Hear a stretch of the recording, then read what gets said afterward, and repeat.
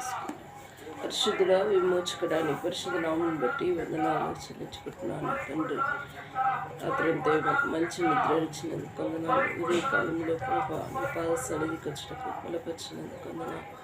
నాయన నీ వాక్యం చదువుతుండే మాతో మాట్లాడండి, నీ స్వరం వినిపించండి, సన్నిధి ఉంచమని యేసునామంలో స్తుతించి ప్రార్థించి వేడుకుంటున్నాను తండ్రి. ఆదికాండము 3వ అధ్యాయం. దేవుడైన యెహోవా చేసిన సమస్త భూజంతువులలో సర్పము యుక్తిగలదై ఉండెను. అది ఆ స్త్రీతో, ఇది నిజమా? ఈ తోట చెట్లలో దేని ఫలములు అయినను మీరు తినకూడదని దేవుడు చెప్పెనా అని అడిగెను. అందుకు స్త్రీ, ఆ తోట చెట్టు ఫలమును మేము తినవచ్చును, అయితే తోట మధ్యనున్న చెట్టు ఫలము గూర్చి దేవుడు మీరును చావకుండానట్లు వాటిని తినకూడదని వాటిని ముక్కూడదని చెప్పమని సర్పముతో అనను.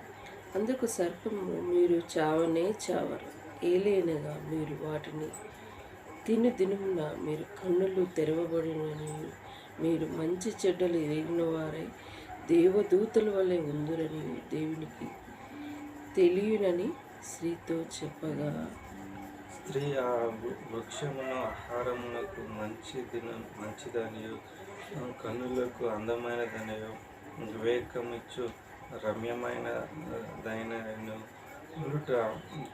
చూచినప్పుడు ఆమె దాని ఫలములోని కొన్ని తీసుకొని తిని తనతో పాటు తన భార్యకును ఇచ్చెను, అతడు కూడా తినను. భర్తకిచ్చి అప్పుడు వారిద్దరి కన్నులు తెరవబడి వారు తాము దిగంబరులమని తెలుసుకొని అంజూరపు ఆకులు కుట్టి తమకు కచ్చడములుగా చేసుకొని, అంజూరపు చెట్టుకు ఆకులు కుట్టి తమకు కచ్చడములు వేసుకొనిరి. చల్లపూటను ఆదామును అతని భార్యను తోటలో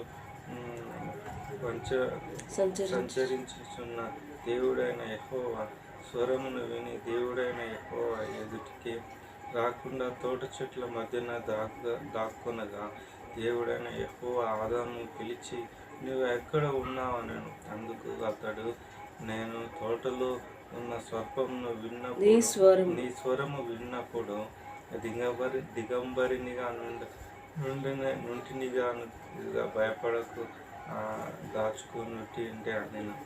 అందుకైనా నీవు దిగంబరు అని నీకు తెలిసిన వాడెవడు?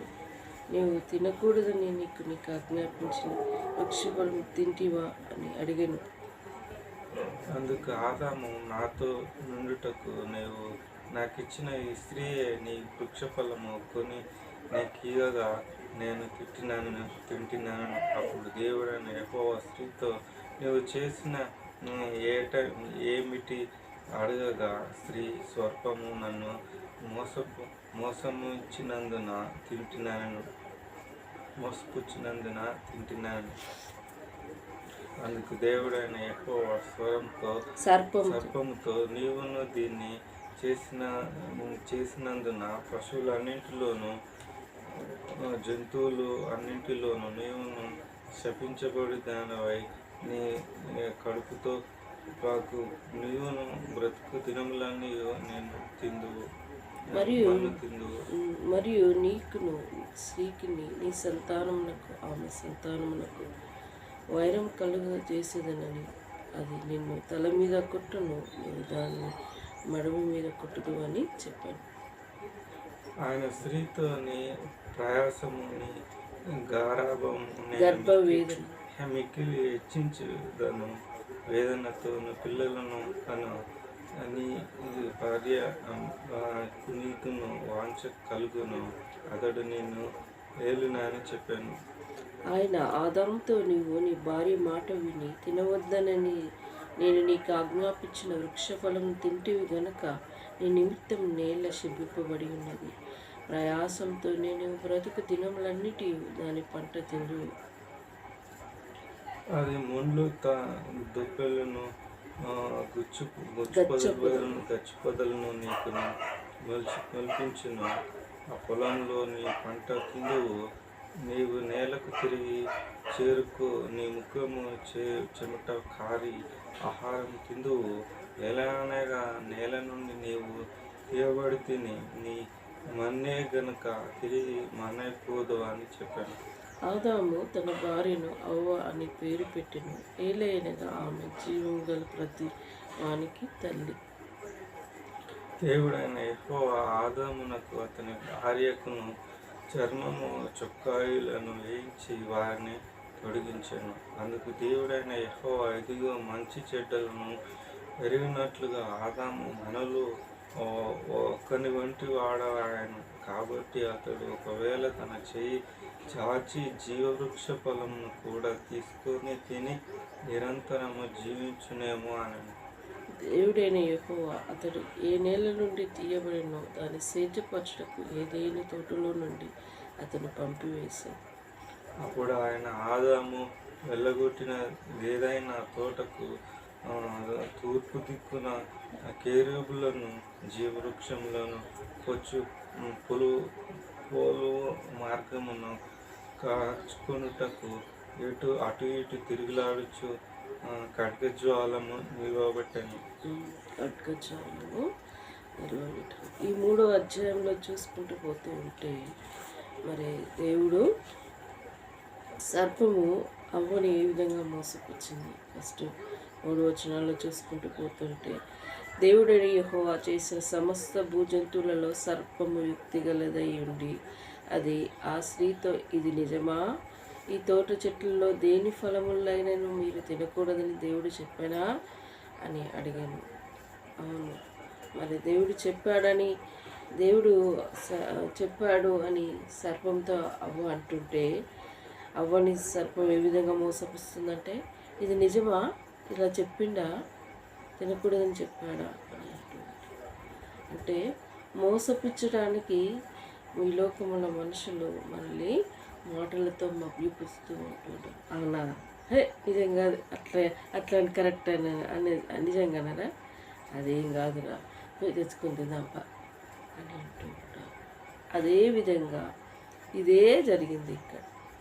మరి అందుకు స్త్రీ, ఆ తోట చెట్ల ఫలంలో మేము తినవచ్చును. అయితే తోట మధ్యలో ఉన్న చెట్ల ఫలంలో కూర్చి దేవుడు మీకు చావకుండునట్టు వాటిని తినకూడదని, వాటిని ముట్టకూడదని చెప్పానని సర్పంతో అని స్త్రీ చెప్పింది సర్పంతో. అందుకు సర్పము, మీరు చావనే చావరు, ఏలేనగా మీరు వాటిని తిని దినమున మీరు కన్నులు తెరవబడుదురు, మీరు మంచి చెడ్డలను ఎరిగిన వారే దేవదూతల వలె ఉండు, దేవునికి తెలియనని స్త్రీతో చెప్పగా.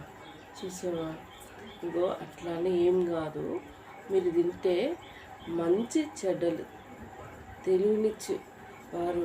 తెలియనని, మరి మీరు దేవదూతల వల్ల ఉంటారని, అట్లా ఉంటారనే తెలుసుకుంటారనే ఇది తినొద్దు అని చెప్పాడు అని అబద్ధం మాటకు చెప్పాడు.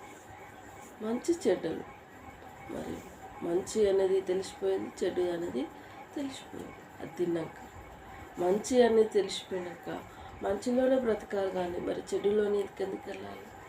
మంచిలోనే బ్రతికితే కష్టాలు ఉంటాయి, నష్టాలు ఉంటాయి. అంత కష్టం చేస్తారు, వాళ్ళ దాంట్లో తీసుకురారా, ఎన్నో చేస్తారా అని అంటుంటారు. అంటే చెడ్డ దారిలో వెళ్ళడానికి మనం ముందుకు వెళ్ళిపోతాం, కానీ మంచి దారిలో వెళ్ళడానికి ఇష్టపడం. ఈ రోజులలో అదే జరుగుతుంది. ఏడ చూసినా ఎక్కడ చూసినా మరి కష్టపడి చదివినోనికి మరి రిజల్ట్ ఉన్నా కానీ మరి అక్కడ ఉద్యోగాలు ఏముంటున్నాయి? ఎవరు డబ్బు ఇస్తే వాళ్ళు ఇచ్చేది. డబ్బు. సర్లే, ఆ విషయం దేవుడికి అప్పచెప్తాం. దేవుడు చూస్తూ ఉంటాడు. ప్రతివానికి సమయం అనేది ఉంటుంది. మన మంచితనము ఎప్పటికీ దాగి ఉండదు, అది బయటపడుతుంది. కొన్ని రోజులకైనా గుర్తొచ్చి ఇప్పుడు అంటున్నారు, రేవంత్ రెడ్డికి ప్రభుత్వము ప్రజలు విమర్శిస్తూ ఏరి కోరి తీసుకుపోయి ఆయన నిలబడితే, ఆయన చేయలేని పనులు ఈయన చేస్తాడో ఎవరు నిలబడితే ఈయన ఏం చేస్తుండో ప్రజలకు ఇబ్బంది పడుతూ ఉన్నాడు, ఇబ్బంది చేస్తూ ఉన్నాడు. పేదవాళ్ళకి జోలికే పోలేదు కేసీఆర్ గారు. నేను అన్ని కులగొట్లు చేస్తున్నాను, అంత ప్రజలకు ఇబ్బంది పెడుతున్నాను. ప్రజలలో విమర్శ అనేది పుట్టుకొచ్చింది, జనంలోనే బయటపడిపోతుంది మన మంచితనం, మన చెడ్డతనం. మనం చెప్పుకోవాల్సిన అవసరమే లేదు. అట్లా కాదురా వాడు అట్లాంటి అప్పుడు కాదు మంచోడు, మన గురించి చెప్తారు. మనం చెప్పుకోవాల్సిన అవసరం లేదు. మన డాంబికము మనం చెప్పుకోవాల్సిన అవసరం లేదు. ఇతరులే మనల్ని మన మంచితనాన్ని గుర్తెత్తారు. మరి ఇక్కడ ఏంది, సర్పం ఏంది, అవ్వని ఎందుకు మోసపుచ్చింది? మరి అవ్వ బలహీనురాలు. ఎవరు ఇప్పుడు స్త్రీ ఆయన అడిగి అవన్నీ తీస్తారు. మన ఇంట్లోకి వస్తే మన ఇంట్లో పరిచయం చెప్తారు, అమ్మియ్యదు. కొన్ని సందర్భాలు మనము ఏ వస్తువు అయినా ఎవరికి అడిగి పోయి అడిగితే ఎవరియ్యరు. అట్లానే మనకున్నవి మనం ఇస్తే మనం తిరిగి తెచ్చి ఇయ్యరు. మనం పోయి అడిగిందాక వాళ్ళు అట్నే ఉంచుకుంటారు, పని అయిపోయినాక ఇయ్యారని. ఆ విషయం అమ్మ పెట్టుకొని ఇయ్యదు, నాన్నని అడుగుతూ ఉంటారు. ఇది మాత్రం కరెక్టే. పని అయిపోయినాక ఏదైనా వస్తువు ఇచ్చినప్పుడు అయ్యో ఇచ్చిందిగా తీసుకుపోయి ఇద్దామన్న మనసు ఉండదు.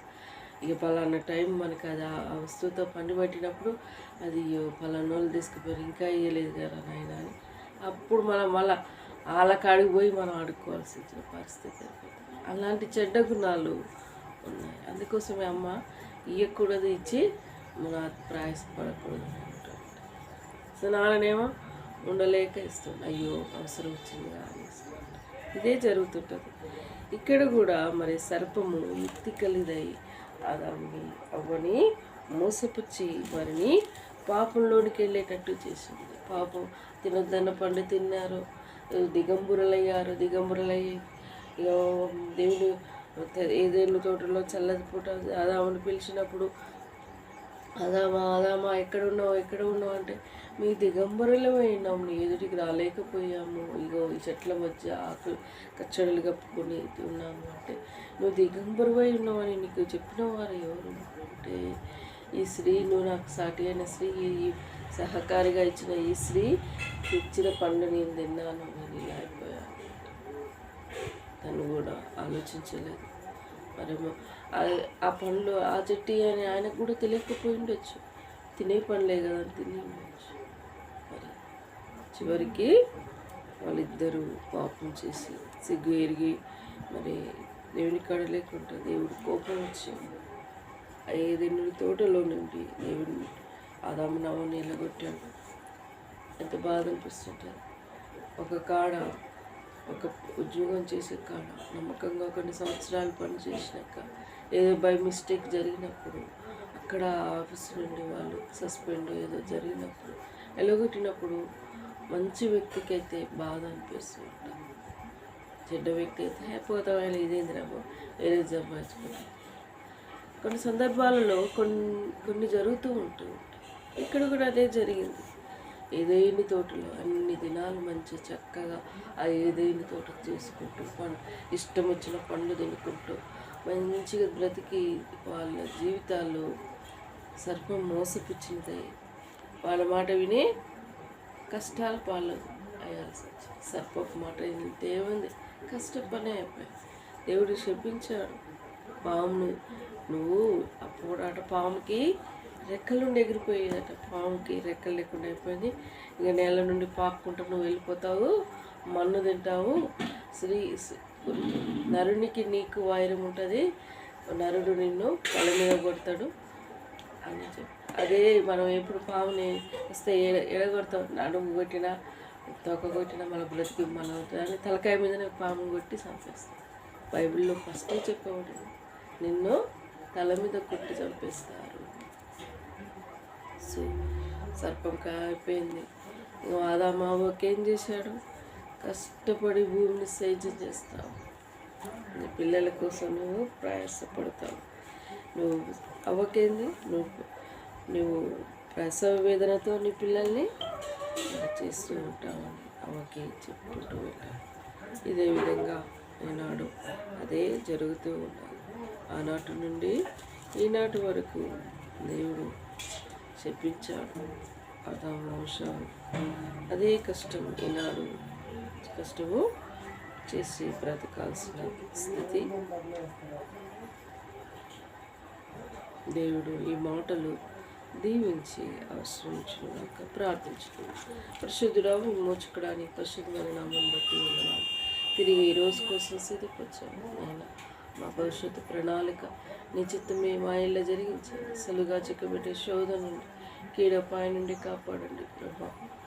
ఆయన మేము మరి గ్రూప్ 1కి నేను తమ్ముడు రైల్వేకి సిద్ధపడుతున్నాను. పరులకు కృప దయచి జాబ్లో సెటిల్ అవుటకు మమ్మల్ని దీవించండి. సిలుగా చిక్కబెట్టే శోధన నుండి కీడపాయ నుండి మమ్మల్ని సంపూర్ణంగా కాపాడు. అంధకార శక్తిని సంపూర్ణ విడుదల దయచేయండి ప్రభా. ప్రార్థిస్తున్నాను భవిష్యత్తు అయినా మన లోన్కి అప్లై చేయటకు ఈరోజు బ్యాంక్ కాడికి వెళ్ళి మనీ బ్యాంకులో వేసినకు పాత్రలన్నీ నీ మహిమర్శంలో తీర్చండి. నిరంజన నిలబెట్టండి ప్రభా. ఈ బిడ్డ మరి బిజినెస్ చేస్తా, తనకెందులో స్థిరత లేదు, నమ్మకం లేదు ప్రభా. బిడ్డలు ఎందులో నిలబెడతావు ఆ కాన్ఫిడెంట్ అనుకోవచ్చు.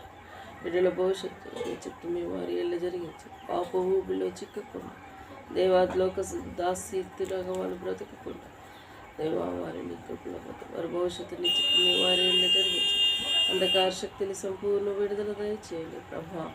ఇంటి ద్వారా వచ్చే మహిమ దుష్టుడు దొంగిలించి కంచెవేయండి. నీ కృప దయచేయండి. నీ పాద సన్నిధిలో మొరుపెట్టుకుని మమ్మల్ని ప్రేమించినందుకు, మాకు దేవుడు అయినందుకు స్తుతిస్తూ, మా ఫైనాన్షియల్ ప్రాబ్లం పైన నాయన అన్ని వాళ్ళకి ఇంకా జీతాలు పడటం ఇలా ఉన్నాయి ప్రభా. ఫైనాన్షియల్ ప్రాబ్లం తెలియక సహాయపడండి ప్రభా. ముఖ్యంగా ప్రభుత్వం కోసం రేవంత్ రెడ్డి గారికి నీ పరులకు జ్ఞానం దయచేతండి. వీళ్ళు చేస్తే ఇటు చేసిన, వాళ్ళు చేసి అటు చేసిన కాదు నా యేసయ్య. ప్రజలకి అనుకూలమైనది చేస్తేనే ప్రజలు నిలబెడతారనే జ్ఞానము దయచేయని ప్రార్థిస్తాను. బుద్ధి లేక ప్రవర్తిస్తుంటారు ప్రభా.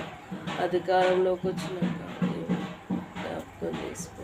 ఇబ్బంది చేస్తే ప్రజలు తిరిగి వారిని నిలబెట్టారని వివేకన జ్ఞానం అనేది ఉండటకు దయచేయండి.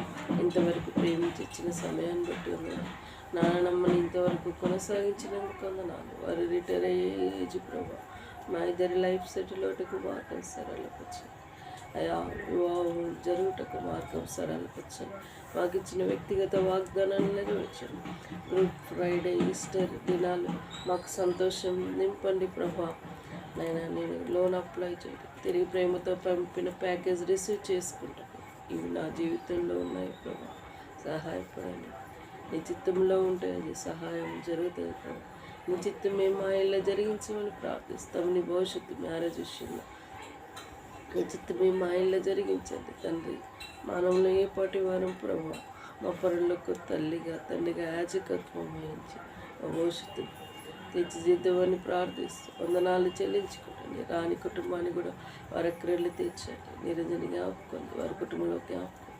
ఇల్లు విషయంలో దేవ సహాయపడండి. బిడ్డలకి జ్ఞాపకం చేసి దీనిలమైన మా ఇళ్ళ దయ చూపించి మా భవిష్యత్తు తీర్చిదిద్దామని కోరుకుంటూ యేసే నామములో అతి వినయంగా వేడుకుంటున్నాను తండ్రి. యేసు రక్తమే జయం, సిల్వ రక్తమే జయం. యేసు నా సంపూర్ణ విజయం కలుగునుగాక. అపోవాది క్రియల అనంతం నాశనమగునుగాక.